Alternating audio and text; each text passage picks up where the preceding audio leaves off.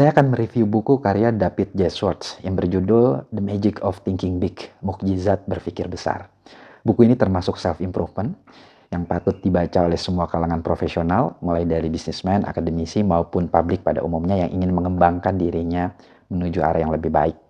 Ada 14 entry point penting di dalam buku ini, namun dalam kesempatan ini saya akan menguraikan 5 poin saja.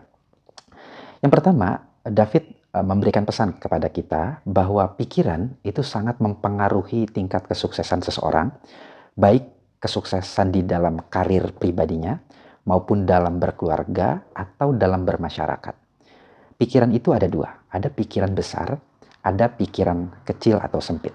Semakin besar pikiran-pikiran seseorang, maka semakin tinggi tingkat keberhasilan hidupnya. Namun sebaliknya, semakin kecil atau sempit pikiran seseorang, maka semakin rendah tingkat keberhasilan hidupnya. Agar kita memiliki pikiran-pikiran besar, kita harus menjauhkan 4 macam penyakit dalih ya. Yang pertama, dalih kesehatan. Kesehatan bukan menjadi penghalang bagi kita untuk kita melakukan suatu perbuatan.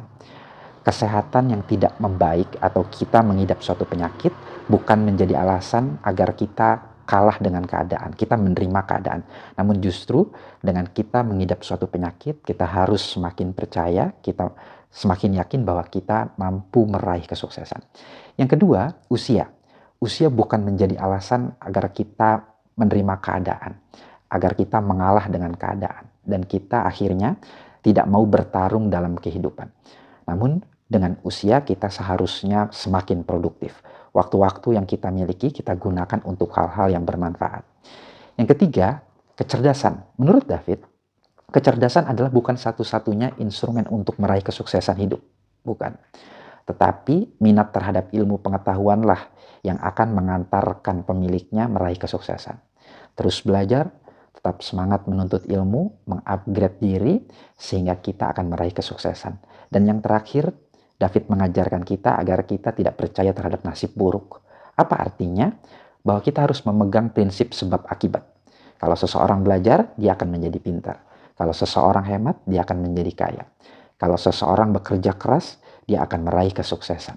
Namun jika seseorang tidak bekerja keras, maka dia tidak akan meraih kesuksesan dan seterusnya.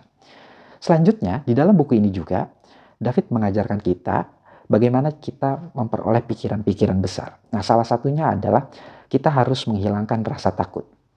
Jika kita dihantui oleh rasa takut, kita harus melawannya dengan sebuah tindakan nyata.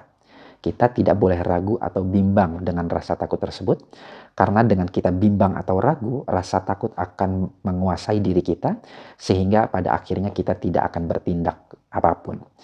Kemudian, agar kita juga meraih kesuksesan dan kita memiliki pikiran-pikiran besar, kita juga harus menghargai diri kita sendiri. Anda adalah apa yang Anda pikirkan. Bagaimana caranya? Mulai sekarang kita hargai diri kita sendiri dengan berpenampilan yang menarik. Kita cintai pekerjaan kita. Kita hargai bawahan, rekan kerja maupun atasan kita. Sehingga orang lain pun akan menghargai diri kita. Nah, selanjutnya, agar kita memiliki pikiran-pikiran besar, kita juga harus terus memupuk kreativitas dan inisiatif ya.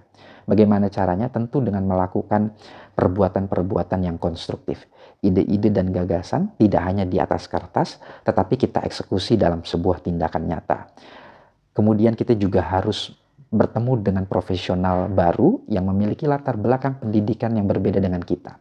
Apa tujuannya? Agar kita mendapatkan insight baru, agar kita memiliki paradigma yang semakin luas, sehingga kita memiliki peralatan yang cukup untuk memaknai kehidupan yang kompleks ini.